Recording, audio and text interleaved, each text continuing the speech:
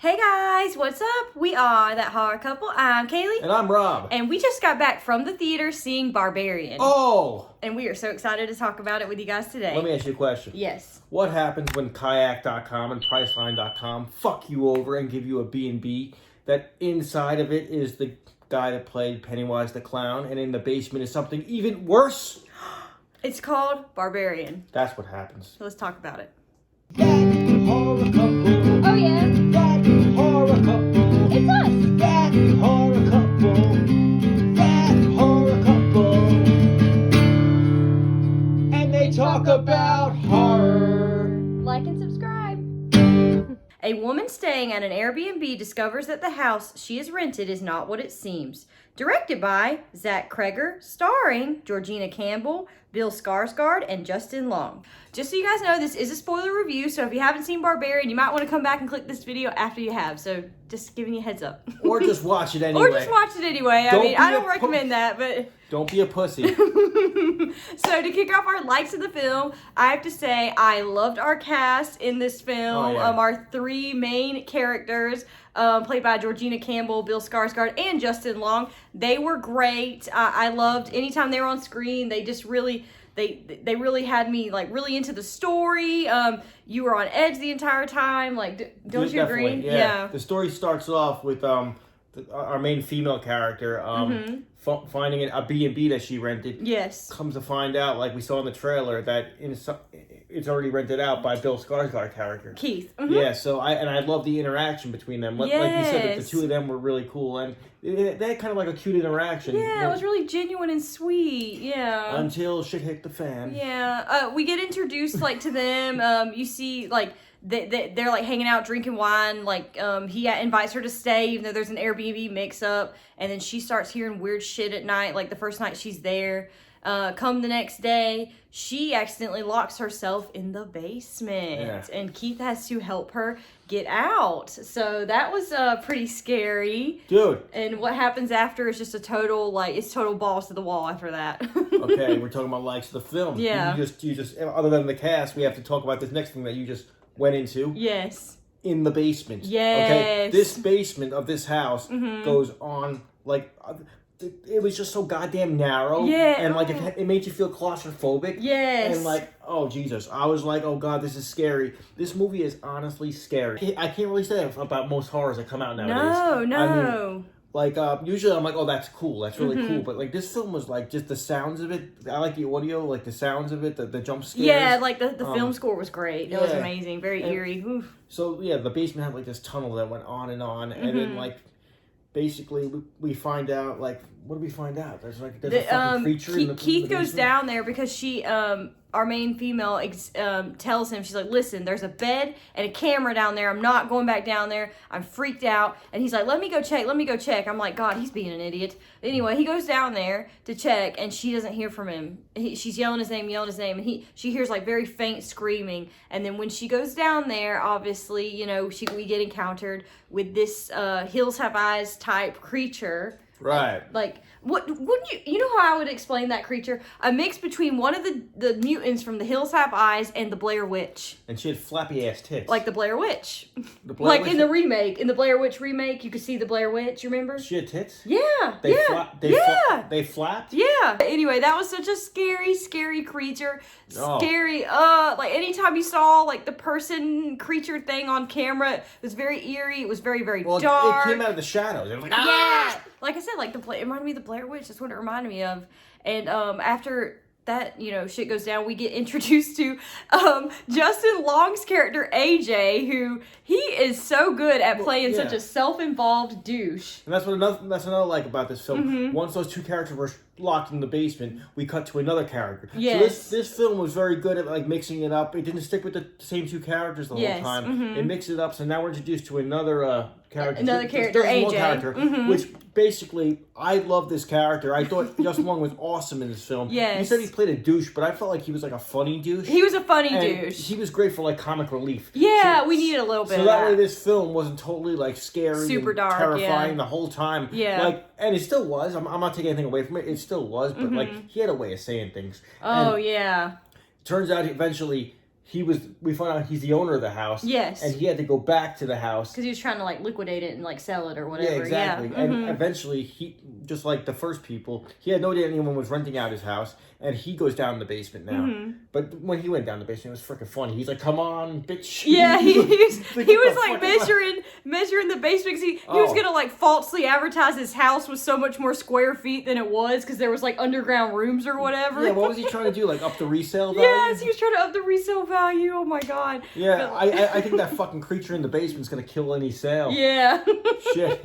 Justin Long's character's trapped in the basement. It cuts to another character. Like I said before, they mix it up. And now we get Richard Brake. Yay! We love Richard Brake. But I liked how we were introduced to him. We were introduced in a flashback scene. Yes. I think it took it back to like the early 80s. Yes, that's what it looked like, yeah. And, well, they said Reagan was in office on the radio. Yeah, and then Jesse's girl's playing, so, yeah. Jesse's girl. And, like, we get to see him, he's like... Jesse's girl. He seems like a regular guy. Like, he tells the clerk at the store he's looking for baby supplies because he's about to have a baby. And he's like, where's the plastic sheets and stuff? Because we're going to do an at-home birth. And she's like, oh, you're brave. And then we see him, like, stalking a woman. And the wheels in your head start to turn. You're like...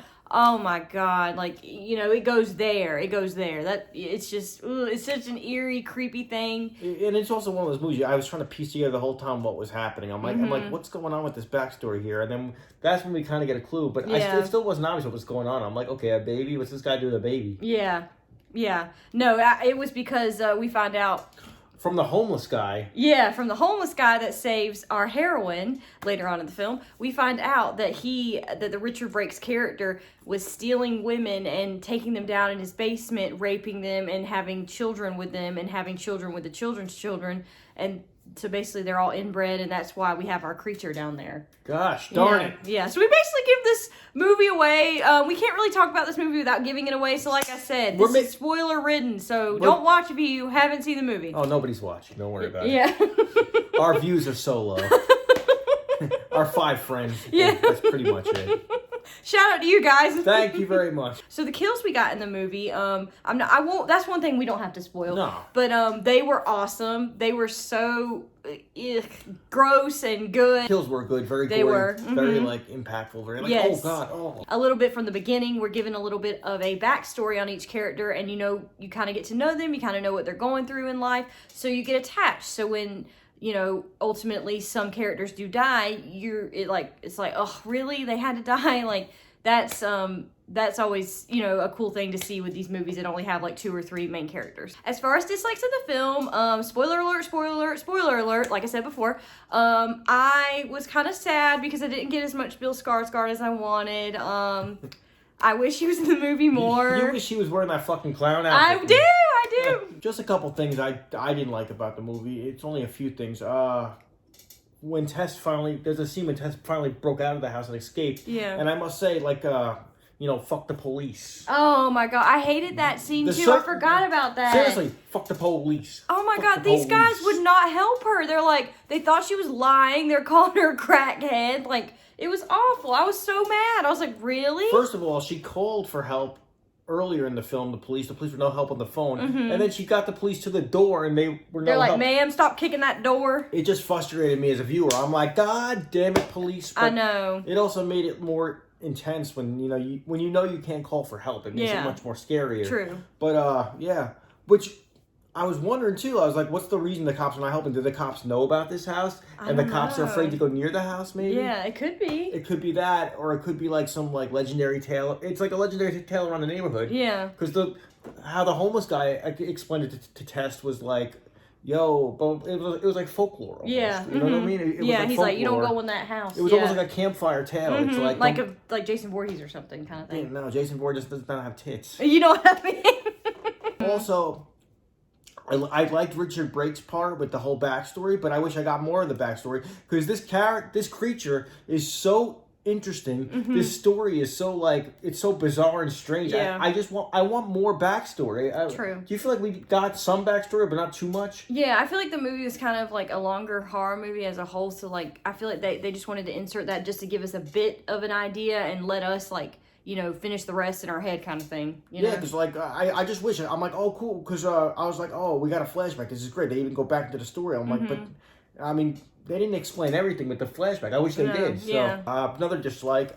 I don't want to give away how it ended, but I like this creature. I think this creature is such a cool creature. I think this creature could like have its own franchise if they make sequels. Yeah, that's true. They really could, and I don't know. I don't know if the creature's dead or I don't know if it can come back. I'm not gonna say what happened, but I don't know if there's gonna be a sequel now. Yeah. So. Yeah, that's true. I mean, I hope so though. As far as final thoughts of the film, I would have to give this film an 8 out of 10. I really, really enjoyed it. I thought it was very, very scary. It's just a movie that I can't even tell you the last movie that scared me in theaters the way this one did. Maybe The Conjuring 2, years ago. That one probably was the last one that really, really scared me in the theater. So 8 out of 10 for me.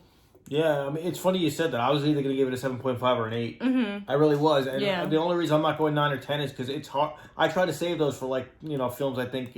I try to that we're going to rewatch it. I try to sparingly use those. Yeah. So it's an 8, though. It's up there. It's up there for me. Dude, this is an 8. It was very well done. I like the story. I like the cast. I like the creature. It's honestly a scary-ass movie. Yes. And I don't say that too often either. I just love when like modern horror is like done well. Yes. I just love when it's done right, done well, and like 2022. Yeah, this is up there for me for one of my favorite films this year. Yeah, it was done so well. Seriously, it's up there with X. It's up there with Black Phone. It's up there with. I think it is. Yeah. And I wasn't expecting much really. No, me neither. I was excited because I saw a couple actors I liked, and then I was very, very surprised. This movie doesn't fuck around though. This is not a thriller. This is not a horror / something else. It's a straight up horror movie. This to me was a straight up horror movie. Yes. So yeah, I give it an 8. It's a good score. We say check it out. Yes, definitely check it out. It's one of the scariest movies we've seen in a very long time. If you guys have seen Barbarian, please comment down below. Let us know your thoughts on the film. Like this video, hit the bell, subscribe to our channel for more awesome horror content and reviews. Stay till the end of the video. Hit these other videos we have to offer, other horror movie reviews, other horror movie trailer reactions. Once again, I'm Kaylee. And I'm Rob. Stay out of that basement. Just stay home. Yeah. Don't do any B&B shit. Yeah, there you go. Just stay home. Stay at a regular hotel. Just watch our videos. Yeah. You're safe there. Yeah. You're safe there. We'll see you guys next time. Peace. Horror couple.